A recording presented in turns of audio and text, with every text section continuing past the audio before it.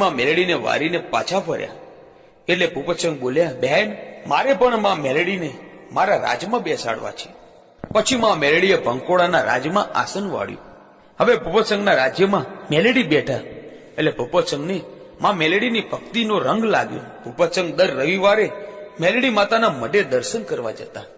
હવે બન્યું એવું કે એક દિવસ ભૂપતસંગ શિકાર કરવા નીકળ્યા અને કડીના રાજા મલ્હાર રાવે તેના 200 સૈનિકો સાથે ભૂપતસંગને ઘેરી લીધા.